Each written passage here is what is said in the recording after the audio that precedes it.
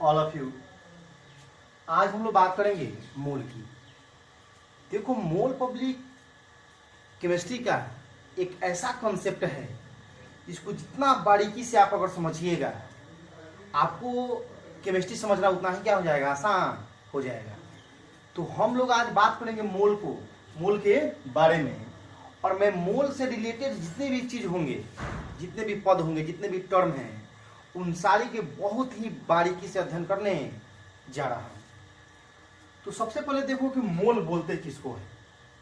तो मोल क्या है? तो मोल एक नंबर को दर्शाता है।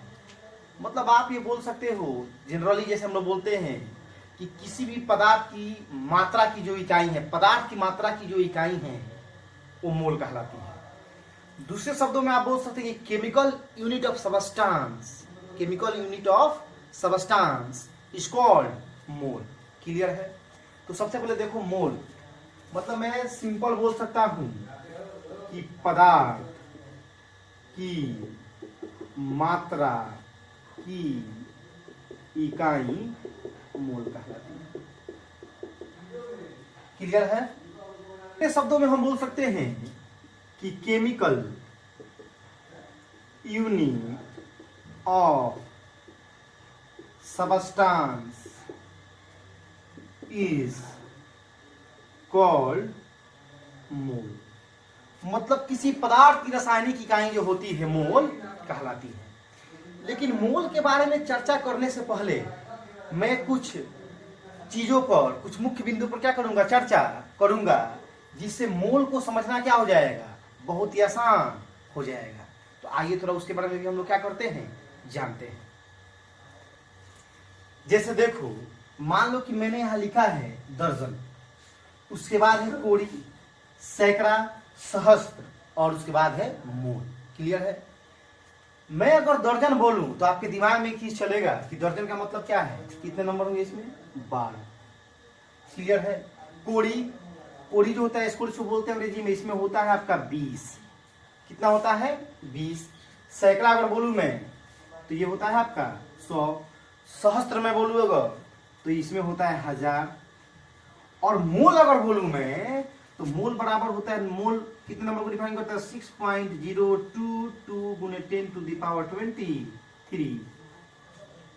इतना संख्या जो होगा वो मोल को क्या करता है, रिप्रेजेंट करता है। इसी को हम लोग बोलते हैं एवोगाड्रो नंबर।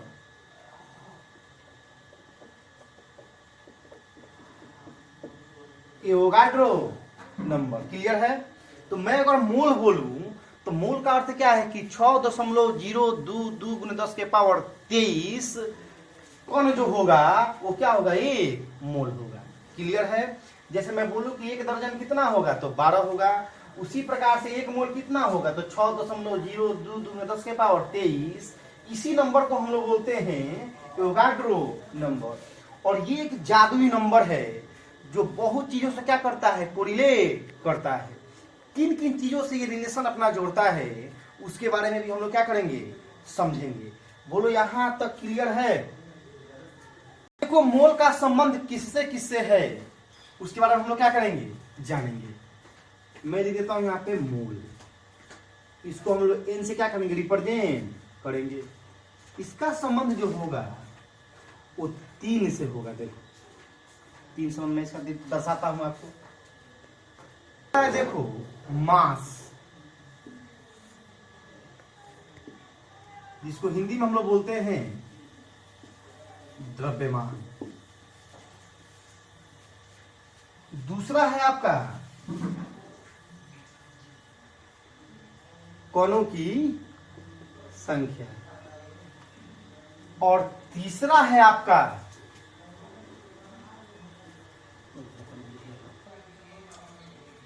देखिए, मोल जो हमारा है, मैंने मोल को 3 टर्म से रिलेटेड किया है। पहला है देखो मास, द्रव्यमान, जिसको हम लोग डब्ल्यू से क्या करेंगे, रिप्रेजेंट करेंगे। दूसरा है कणों की संख्या, जिसको दर्शाते हैं हम लोग एन नॉट से। मतलब अंग्रेजी में बोल सकते हैं आप इसको कि नंबर ऑफ पार्टिकल्स। क्लियर है? और तीसरा है देखो आयतन, V, मतलब वॉल्यूम ऑफ गैस। क्लियर है? अब सबसे पहले देखिए कि हमारा मोल जो है वो द्रव्यमान से कैसे रिलेटेड है। तो देखो मोल, इसको m से रिप्रेजेंट करते हैं, तो n बराबर मैं लिख सकता हूं W बटा m। W बटा m, W क्या है, द्रव्यमान है, m क्या है। तो m के लिए देखो दो कंडीशन है, फॉर एटम और फॉर मोलिक्यूल्स। तो एटम पहले मैं आता हूं फॉर एटम के लिए, फॉर एटम। देखो मैं फॉर एटम की अगर बात करूं, मतलब परमाणु की अगर बात करूं, तो परमाणु में m जो होता है पब्लिक, वो एटॉमिक मास होता है, मतलब परमाणु भार होता है।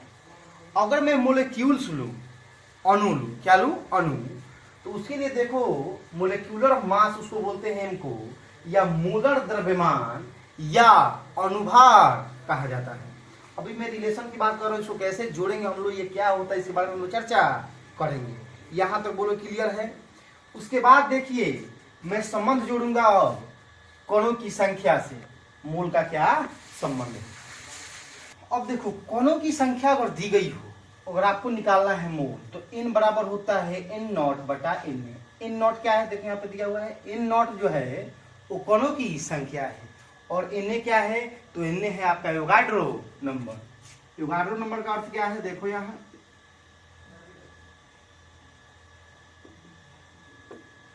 एवोगाड्रो नंबर है, इसका अर्थ है कि इसमें नंबर कितने हो जाएंगे, 6.022 10⁻23। क्लियर है। मतलब कि अगर हमको पार्टिकल के कणों की संख्या अगर दी गई है यहाँ पे, अब हमको मोल निकालना है, तो हम लोग क्या करेंगे, उसमें एवोगाड्रो नंबर से भाग दे देंगे तो हमको मोल मिल जाएगा। क्लियर है। उसके बाद देखो आयतन का रिलेशन क्या है। तो आयतन के लिए n का जो मान होता है, n बराबर, वो क्या होता है, तो वो होता है v बटा 22.4। ये v क्या है, तो v आपको जो आयतन दिया रहेगा, और आपसे मोल पूछेगा, किसी पदार्थ का आयतन दिया हुआ, किसी गैस का आयतन आपको दिया हुआ है, और आपसे पूछ रहा है कि बताओ इसमें नंबर ऑफ मोल कितने होंगे, तो दिए गए आयतन में हम लोग 22.4 से क्या कर देंगे, भाग दे देंगे। लेकिन ये 22.4 तभी होगा, इसके लिए कंडीशन क्या है कि ये एनटीपी पर होना चाहिए। एनटीपी, इसको हम लोग बोलते हैं नॉर्मल टेम्परेचर एंड प्रेशर, या इसी को हम लोग डिनोट करते हैं एसटीपी से। क्लियर है, स्टैंडर्ड टेम्परेचर एंड प्रेशर। अगर एनटीपी पर दिया हुआ है तो 22.4, और आरटीपी पर अगर दिया हुआ है तो उसके लिए होता है 24.45। तो उसकी भी चर्चा हम लोग करेंगे, लेकिन अभी नहीं। बोलो ये रिलेशन क्लियर है। मैं इस फिर से रिवीजन से कराता हूं। देखो अगर तुमको मास दिया हुआ है, किसी पदार्थ का मास दिया हुआ है, तो उसमें तुमको डिसाइड करना है कि मोलिक्यूल्स का मास दिया है या उसके एटम का मास दिया हुआ है, और उससे पूछ रहा है मोल निकालने के लिए, तो कुछ नहीं करना है, दिया गया जो द्रव्यमान होगा उसको ऊपर लेना है। देखो यहाँ W बटा m, और बटा में एटॉमिक मास या मोलिक्यूलर मास आपको क्या करना है, लेना है। दूसरा चीज है कि देखो अगर कणों की संख्या दी गई है, किसी तत्व के कणों की संख्या या किसी यौगिक के कणों की संख्या दी गई है, और उससे हमको मोल निकालना है, तो उसके लिए भी ज्यादा कुछ नहीं करना है, आपको एवोगाड्रो नंबर से क्या कर देना है, भाग दे देना है।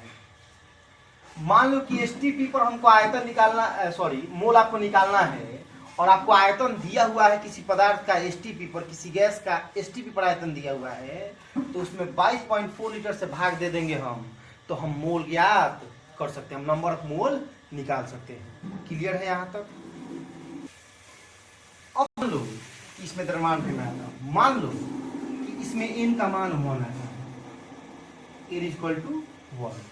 तो n इक्वल टू 1 कब आएगा, जब इस W और m दोनों का मान क्या होगा, बराबर होगा। इसमें यहाँ पे रख देता हूं, देखिए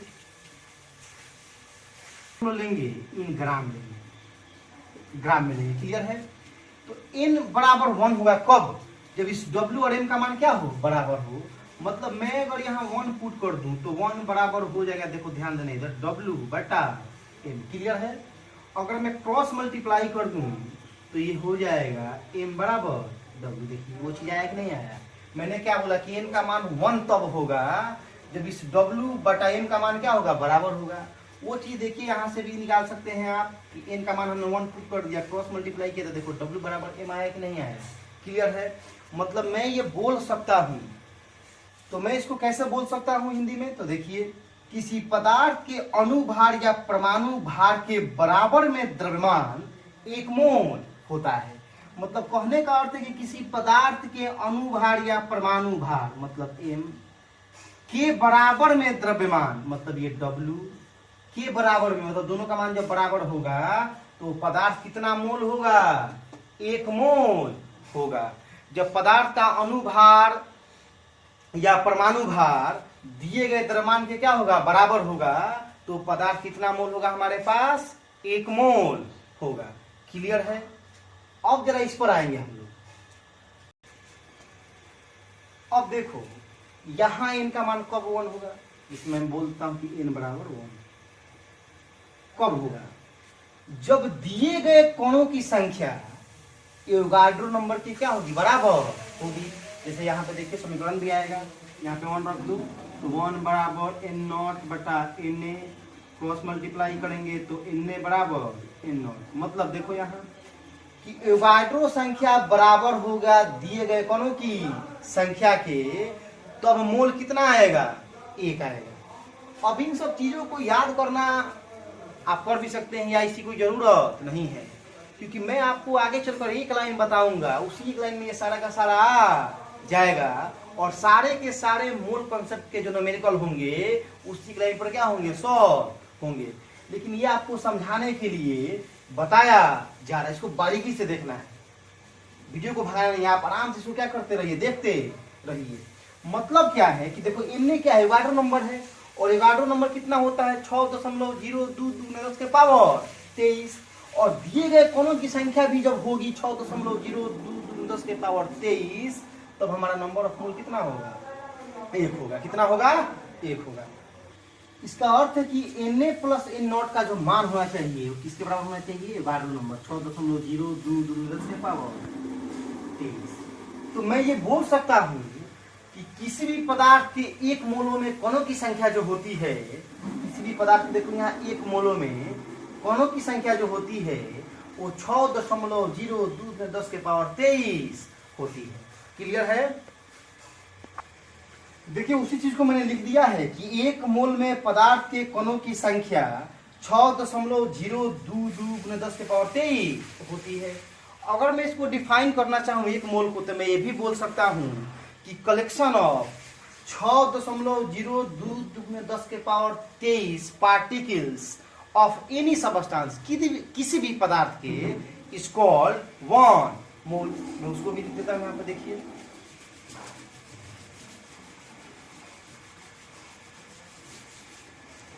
मतलब ये मैं बोल सकता हूं collection of 6.022 10 to the power 23 particles of any substance is called 1 मोल। मतलब किसी भी पदार्थ के 6.02 के पावर 23 कोणों की संख्या जो होगी वो 1 मोल कहलाएगी। क्लियर है? अब देखो यहां इनका मान 1 कब होगा? जब इस v का मान जो होगा वो 22.4 लीटर के क्या होगा? बराबर होगा। क्लियर है? जैसे देखिए मैं बोल रहा हूं कि n बराबर 1, तो ये v का जो मान होना चाहिए, वॉल्यूम जो होना चाहिए वो होना चाहिए 22.4 लीटर। किस पर? एनटीपी या एसटीपी। क्लियर है? अब देखो दुनिया का कोई भी गैस हो, चाहे वो H2 हो, N2 हो, CO2 हो, दुनिया का कोई भी गैस है पब्लिक, अगर वो एसटीपी पर है और वो 1 मोल है तो समझना जाना कि उसका आयतन कितना होगा? 22.4 लीटर। कोई भी गैस हो उससे कोई मतलब नहीं है। अगर वो 1 मोल है और एसटीपी पर है या एनटीपी पर है तो उसका आयतन कितना होगा? 22.4 लीटर। इसको थोड़ा और बारीकी से समझने के लिए मैं एक फिगर बना रहा हूं। देखिए उसमें 3 सिलेंडर हम लोग लेंगे।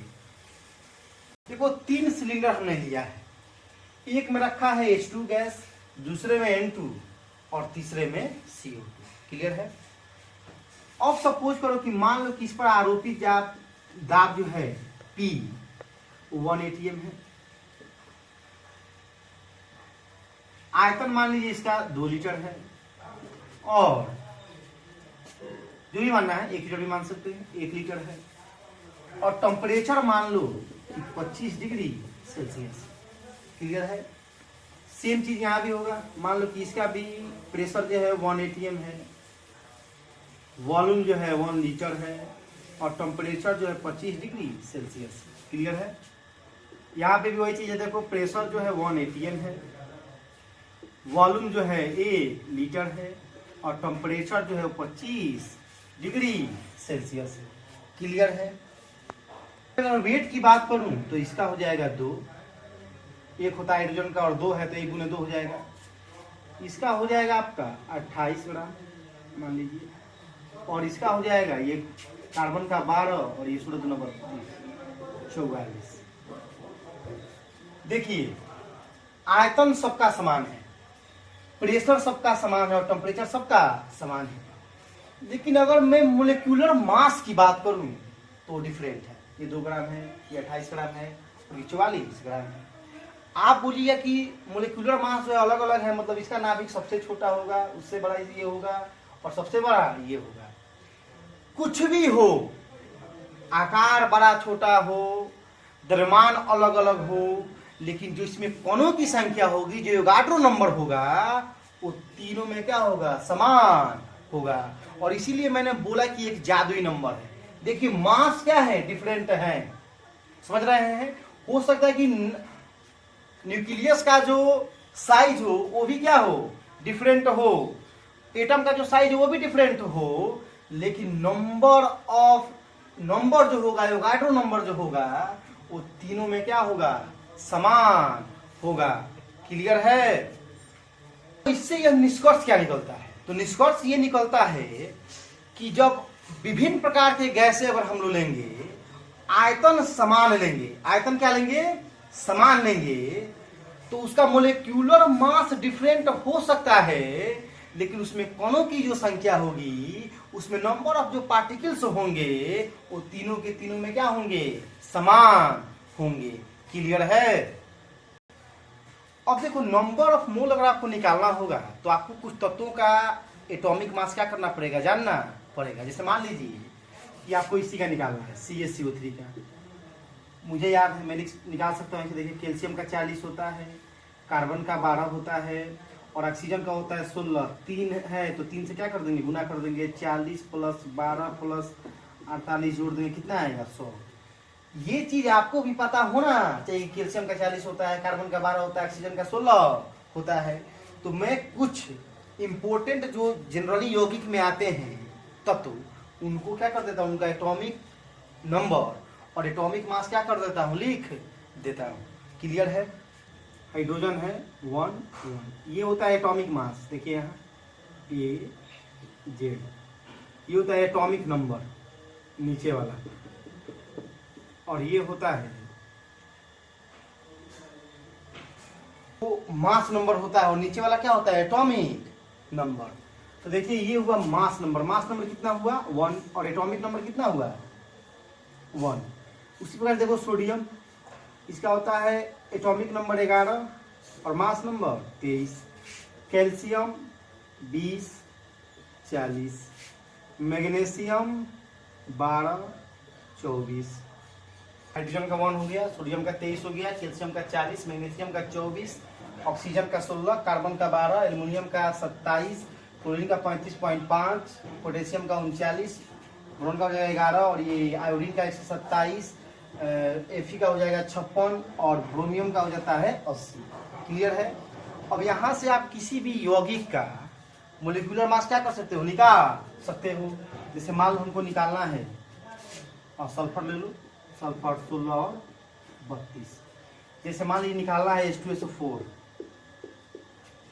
कैसे निकालेंगे, तो यहाँ 2 है, तो हाइड्रोजन में कितना होता है, 1 होता है, तो हाइड्रोजन है कितना, 2, तो 2 तो सल्फर का कितना होता है, देख लीजिए यहाँ 32 प्लस ऑक्सीजन का 16, 4 हो गया। ये हो जाएगा आपका 2 प्लस ये हो जाएगा 64, जोड़िए तो कितना हो जाएगा, 98। क्लियर है। इसी प्रकार से हम सबका मोलिकुलर मास क्या कर सकते हैं, निकाल सकते हैं। क्लियर है। अब देखो मान लो किसी अणु के किसी यौगिक के एक अणु का द्रव्यमान निकालना हो, तो कैसे निकालेंगे, या किसी तत्व के एक परमाणु का द्रव्यमान निकालना हो तो कैसे निकालेंगे। तो देखिए इधर तो कि एक परमाणु का द्रव्यमान अगर आपको निकालना है तो परमाणु भार बटा 6.02 10 के पावर 23। एक अणु का द्रव्यमान अगर आपको निकालना है तो अणु भार बटा 6.02 10 के पावर 23। जैसे मैं क्वेश्चन यहाँ पे लिखता हूं, 2 के एक अणु का द्रव्यमान निकालो। तो तुम बताओ जब CO2 लेंगे तो परमाणु द्रव्यमान निकालेंगे या अणु द्रव्यमान निकालेंगे। तो ये एक यौगिक है, तो यौगिक में अणु का उपयोग हम लोग मतलब मोलिक्यूलर मास निकालते हैं। क्या निकालते हैं, मोलिक्यूलर मास। तो कैसे निकालेंगे, तो देखिए यहाँ अणु भार बटा 6.02 10 के पावर 23। तो इसका पहले अणु भार तुम निकाल सकते हो, CO2 है तो कार्बन का 12, ऑक्सीजन का होता है 16 और है कितना 2, तो 16 गुने 2 कितना हो जाएगा, ये 12 प्लस 32 44 हो जाएगा। कैसे निकालेंगे, और लिखेंगे 44 बटा 6.022 गुने 10 के पावर 23। अब देखो ये वैल्यू जो है इसको हम निग्लिजिबल कर सकते हैं, इसको होल नंबर हम मान सकते हैं कि देखो 6.0 के बाद 2 आया है, मतलब ये वैल्यू 5 से भी क्या है, छोटी है। तो इसको आप हटा सकते हैं, मतलब इसको ऐसे लिख सकता हूं मैं 44 बटा 6 और ये 10 के पावर 23 इसको ऊपर लेकर जाएंगे तो 10 के पावर कितना जाएगा -23। इसमें भाग दो, ये जगह 7 6 42 36 18 मतलब 3 चलते चला जाएगा, 10 के पावर -23।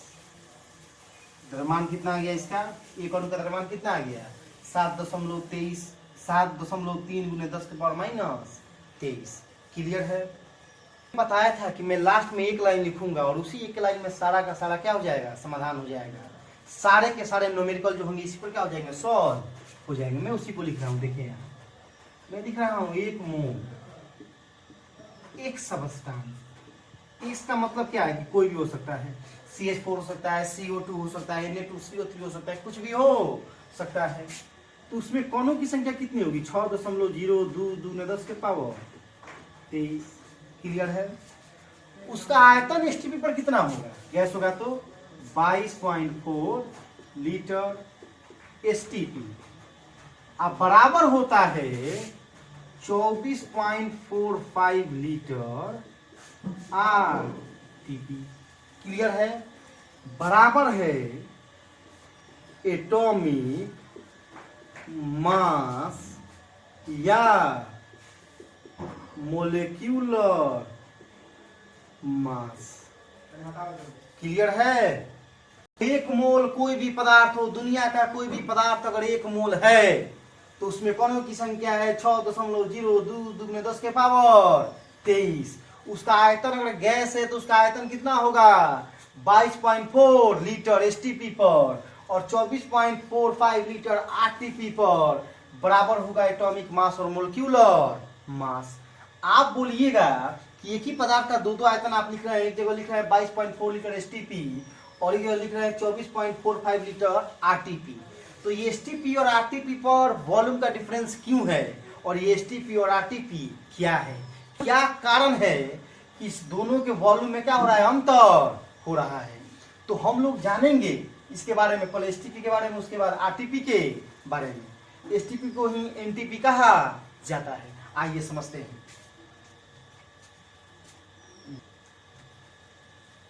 देखो STP को मैं NTP भी लिख सकता हूं, NTP, और मैं इधर लिख रहा हूं देखो RTP। N का मतलब होता है नॉर्मल,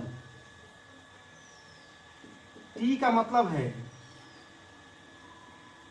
टेम्परेचर और P का मतलब होता है प्रेशर। अगर मैं STP भी इसको हम लोग बोलते हैं तो इसका मतलब खाली हो जाता है, इसमें बदलेगा स्टैंडर्ड। क्या हो जाएगा, स्टैंडर्ड टेम्परेचर एंड प्रेशर। तो स्टैंडर्ड टेम्परेचर जो हम लोग लेते हैं वो 0 डिग्री सेल्सियस लेते हैं और प्रेशर जो लेंगे 1 atm लेंगे। यहाँ पे देखो रूम, R का मतलब होता है रूम, T का मतलब टेम्परेचर, P का मतलब प्रेशर, क्लियर है। तो रूम टेम्परेचर जो हम लेते हैं पब्लिक वो लेते हैं 25 डिग्री सेल्सियस और प्रेशर यहाँ भी कितना है 180। तो यहाँ पे देखो हमको एनटीपी और आरटीपी में डिफरेंस दिखाई देगा, सब कुछ समान है, डिफरेंस सिर्फ और सिर्फ किसका है, ताप का है। यहाँ पे ताप 0 डिग्री सेल्सियस और यहाँ कितना है 25 डिग्री सेल्सियस है। मतलब कहीं ना कहीं ताप के कारण ही इस दोनों के आयतन में क्या है, डिफरेंस है। तो आप लोग पढ़े होंगे कि जब गैसों का ताप हम लोग बढ़ाते हैं तो उसका आयतन क्या होता है, बढ़ता है। या किसी द्रव का भी ताप जब हम लोग बढ़ाते हैं तो उसका आयतन क्या होता है, बढ़ता है। जैसे आप लोग देखे होंगे मार्केट में आने वाले जैसे खांसी का सिरप है या कोई भी पेय पदार्थ जो होता है वो जनरली बोतल में पूरा नहीं भरा जाता है। वो इसलिए नहीं भरा जाता है पूरा क्योंकि मान लो जब वो जहाँ से सैंपल हो रहा है जब मार्केट में वो आएगा तो मार्केट का टेम्परेचर, मान लीजिए गर्मी का दिन है तो मान लो कि हमारा बोतल जो है 25 डिग्री सेल्सियस पर बना हुआ है सपोज कीजिए, और बाहर आने पर टेम्परेचर क्या हो जा रहा है, बढ़ जा रहा है। जैसे मान लीजिए 36 डिग्री हो गया, 37 डिग्री हो गया, तो इस स्थिति में उसका आयतन क्या होगा, इंक्रीज करेगा। तो बोतल में स्पेस रहेगा तब ना इंक्रीज करके थोड़ा बढ़ेगा, नहीं तो बोतल क्या हो जाएगा, और बोतल पूरा फुल फिलअप हो तो बोतल आपका क्या कर सकता है, फट सकता है। क्लियर है। तो इसमें जो आयतन का अंतर आ रहा है पब्लिक वो टेम्परेचर के कारण ही आ रहा है, क्योंकि यहाँ पे टेम्परेचर 0 होता है और यहाँ पे टेम्परेचर कितना होता है, 25 डिग्री सेल्सियस होता है। मोल कॉन्सेप्ट का न्यूमेरिकल मैं अगले वीडियो में लेकर आऊंगा, कल लेकर आऊंगा आपके लिए, क्योंकि आज अगर न्यूमेरिकल इसमें मैं कराऊंगा तो ये वीडियो बहुत जो है लंबा हो जाएगा। क्लियर है। बोलो मोल में किसी प्रकार की अगर आपको दिक्कत हो यहाँ पे समझने में तो आप हमको बताइए, ठीक है। चलिए, और देखिए ये वीडियो जो है पब्लिक जनरली 12th के लिए तो है ही है, लेकिन 11th वालों के लिए बहुत ही आवश्यक है, ठीक है। तो आप लोग जो बच्चे 11th में हैं उनको भी शेयर कीजिए, क्योंकि मोल कॉन्सेप्ट जो है आपको पढ़ना 11th में ही है, लेकिन इसका एक बृहद रूप देखिए, इसके बिना केमिस्ट्री संभव नहीं है। ये पब्लिक केमिस्ट्री का एक बहुत ही बड़ा कॉन्सेप्ट है जिसको हम बोलते हैं मोल कॉन्सेप्ट। क्लियर है। तो इसको ज्यादा से ज्यादा क्या करो, शेयर करो। चलिए हम अगले वीडियो में, जय हिंद।